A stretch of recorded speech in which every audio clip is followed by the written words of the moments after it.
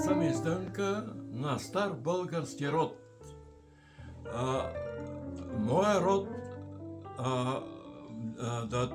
е тръгнал от град Чипровци.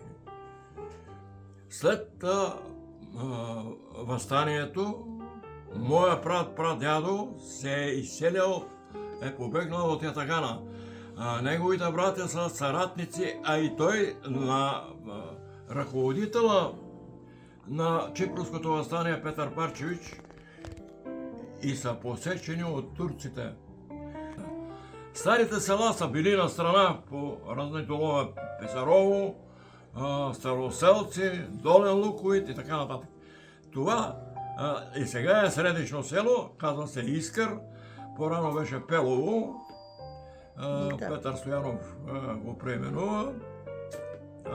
И оттам е твой род. Да. Усмивка. Да? Усмивка. С червена роза зачичи се, с красиво лице усмихни се.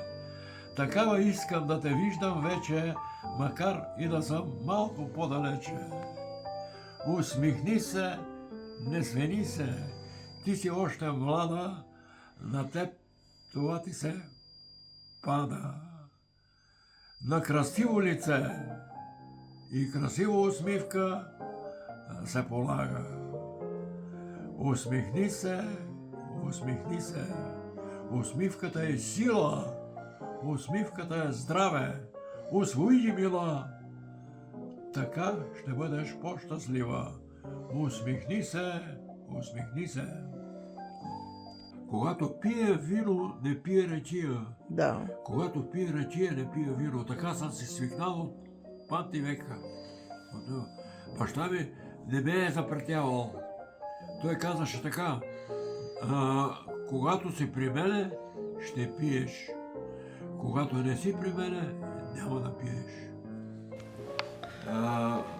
Кажи как се запозна с булката. Абитуриентската вечер е била на 24 май. На другия ден момичета от Девическата гимназия излизат на разходка, вече идват там, те са вече са освободили от ученическата скамейка. С една наша приятелка стояха една група, около 10 момичета бяха, и в единия край, накрая, едно момиченце с такава рокля, конфекция купена. Басмяна. Да. От обикновена материя такава. Новичка рокля, постригана малко. Не е написана, не е инкрустирана, не е нищо и изглеждаше най-хубава. И почнахме като на стадиона. Здрасти, здрасти, здрасти. И най-накрая стоеше нейната майка. Тя каза: Инка, и аз се завъртех и станах до нея. Първо, що аз вървех най-напред. И кога реши, че ще я вземеш за жена? Кога? Това е интересно. Не ми е интересно за живота, това е интересно. Коя година се оженихте? Същата година. Това е 50 Това е 55-та. и 5.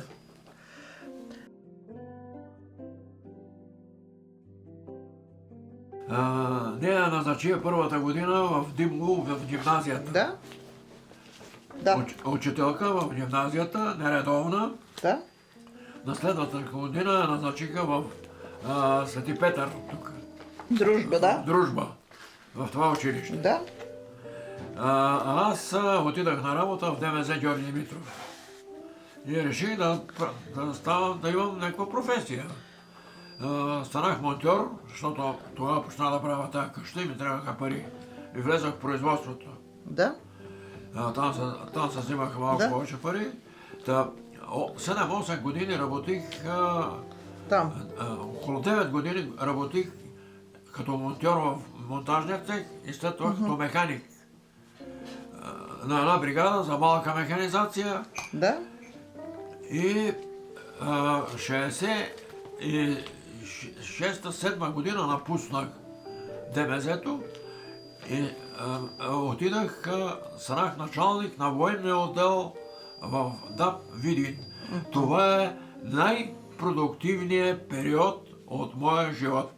Там работех за превеждане на предприятието за работа при военновременни условия. Да?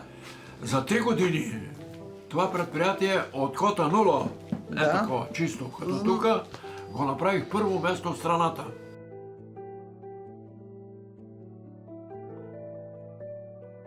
Към края на 71 година напуснах ДАПа. Да? И какво стана? С голям зор, що директор ме па не пускаше оттам, че няма кой да върши оная работа. И преминах на друга работа. Така? В специалната куриерска служба. Знаете ли коя е? Не. Събирахме и предавахме секретната кореспонденция на целия окръг. Бехме двама човека. Така. Колко години там? 12 години. Докато се пенсионирате? Там съм получил другите отличия. Тя само към че- тази служба само към че- кое е била? Към военното окръжие или към МВР? Само че... Към МВР. Само че гледай сега. Ние организационно сме били към Министерството на съобщенията. Да? Но методическото ръководство е на МВР. Без разрешението на МВР не Ясно. могат да назначат мене Да. на държавна сигурност. Ясно, да. Аз носа документи с гриф СОВ. Знаеш какво значи? Ние, когато съм почнала работа аз в Строго редакция, секретност, особена важност. ние издавахме... Така, Аз трябва да работя... бъда сигурен човека. Ясно. И понеже съм бил отличник там, аз съм награждаван много пъти и са парични награди, но тия медали, другите, дето са наградите ми, 2 медала са от Министерството на вътрешните работи, казва се за верна служба на народа. Искаш да кажеш, че ти се пенсионирал 83-та, 4-та. 83-та година съм се пенсионирал на 57 годишни, на 57 годишна възраст.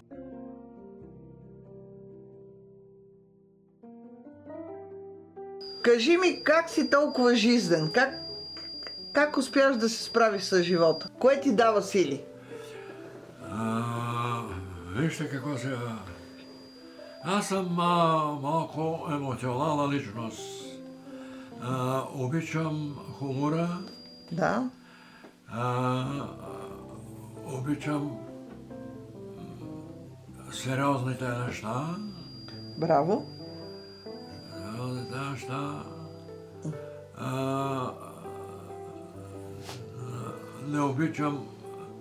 Не обичам лъжата. Да.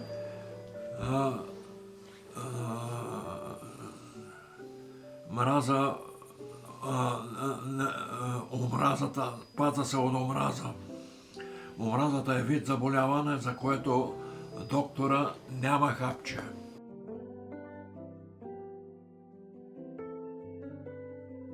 И така, Какво би казал на младите? какво би казал е? Да.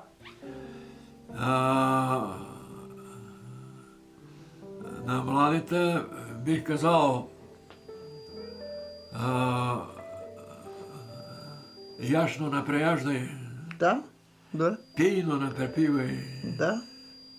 работи, но дай възможност на организма да се възстанови, защото човек е нагласен така, че трябва да продаде работната си сила, за да живее. Друго? Така. По отношение на любовта, люби и обичай, но не се увличай.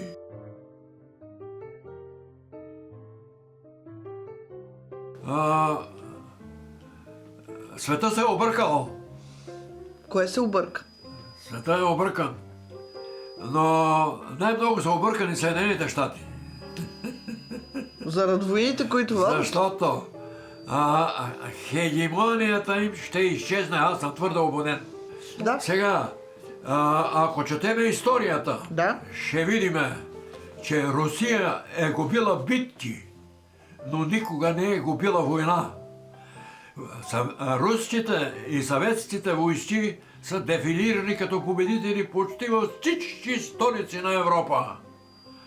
И оная госпожа там трябва да знае това нещо, че Хитлер беше много по-силен от нея.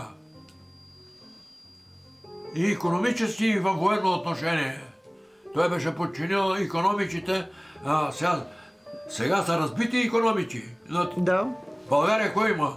Нищо. И производство няма, и нищо няма. Тогава производството беше по-голямо, поне селскостопанско производство имаше. Имаше яйца, имаше крави, имаше агната, сега няма. Сега и това няма. Как виждаш, как ще свърши войната в Украйна и въобще конфликта Украйна-Русия? Вижте какво. Войната в Украйна... Владимир Путин няма да се остави каруцата в калта.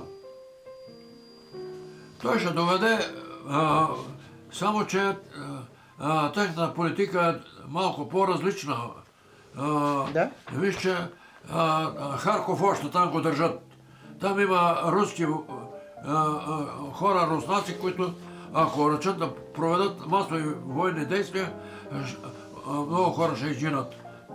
Те гледат да запазят и населението да запазят, и своите хора да запазят. Но на Украйна няма да простат.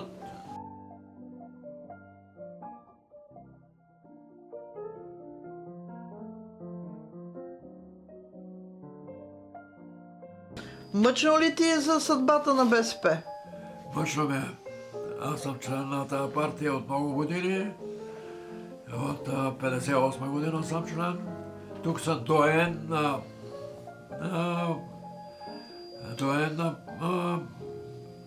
Видинската партийна организация. 12 години съм бил секретар на партийната организация в този квартал тук. Вярвам в доброто. Доброто. То ли те крепи? Доброто, то ме крепи. Казва се усмивка. Да? Усмивка. С червена роза зачичи се, с красиво лице усмихни се.